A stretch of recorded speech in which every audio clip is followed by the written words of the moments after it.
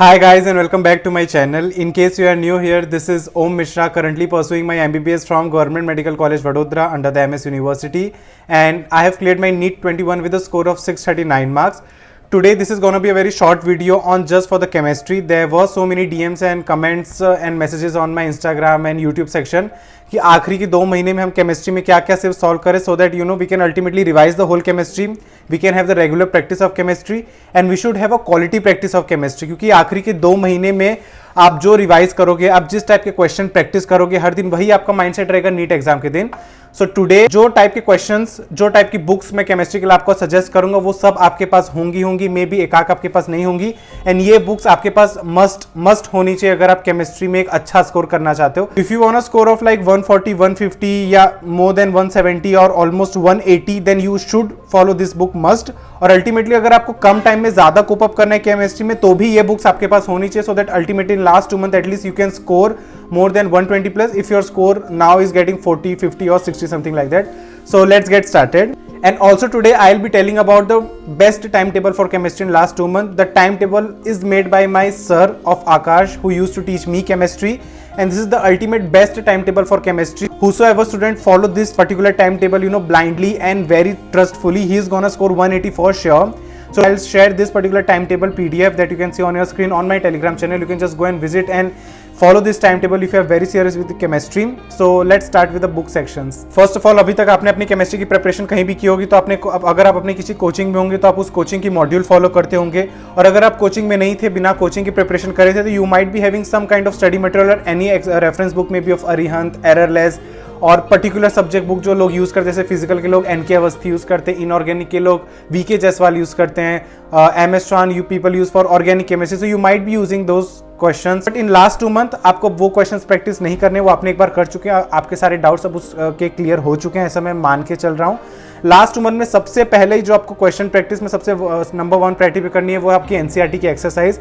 बहुत जरूरी होती है एनसीईआरटी की exercise, because NEET paper is all about NCERT, and अगर हम एनसीईआरटी का कंटेंट को इतना सीरियसली पढ़ रहे हैं, then why we are not giving so much importance to the NCERT questions.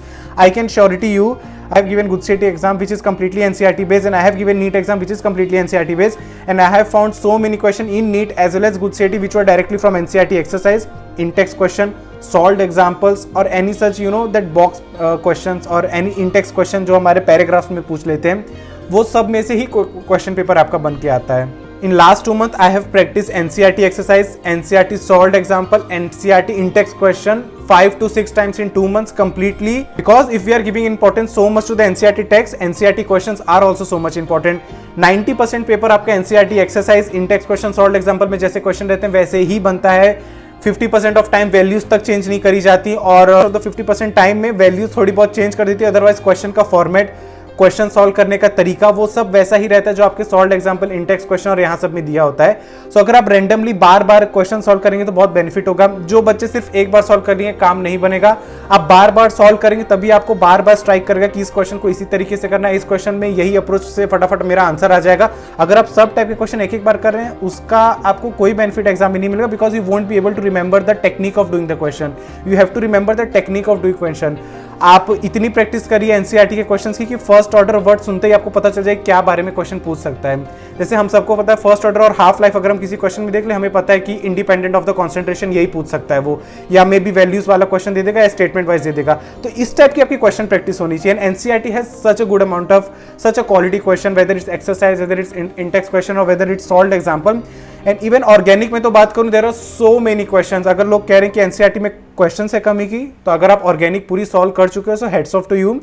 और ऑर्गेनिक के भी आपको एक्सरसाइज, इंटेक्स्ट क्वेश्चन 5 से 6 बार सॉल्व करनी, मुझे नहीं लगता उसके बाद आपकी ऑर्गेनिक कहीं से भी वीक रह जाएगी. The next source that you have to use for the chemistry is NCERT exemplar. Very very very important book. I think inorganic में तो मैक्सिमम क्वेश्चन आप प्रीवियस ईयर उठा लो, एनसीईआरटी एग्जाम्पलर से ही एज इट इज आते हैं. Even organic में भी जो रिएक्शन अगर एनसीईआरटी एक्सरसाइज से नहीं आए तो एनसीईआरटी एग्जाम्पलर से ही आते हैं. तो अगर आपने एनसीईआरटी फर्स्ट प्रायोरिटी पे रखो, वो कंप्लीट कर लो, एनसीईआरटी एग्जाम्पलर करो, वो कंप्लीट करो, और प्रीवियस ईयर क्वेश्चन करो, बस.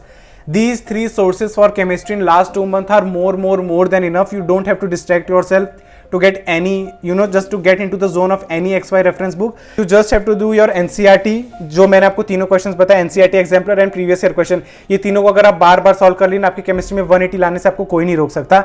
And also I am sharing this particular timetable. I am reminding you again about this timetable that I am uploading on my Telegram channel. Go and visit that and see the timetable. I hope you will get any benefit from this particular timetable. Last 2 months, don't go beyond this. Don't distract yourself and stay focused. आपको किसी भी topic पे अगर मुझे चाहते हैं कि मैं वीडियो बनाऊं, डू कमेंट, मैं जरूर उन पे वीडियो बनाऊंगा. You can follow me on my Instagram handle right here below. And thanks for watching my video. Will meet in the next video. Bye bye.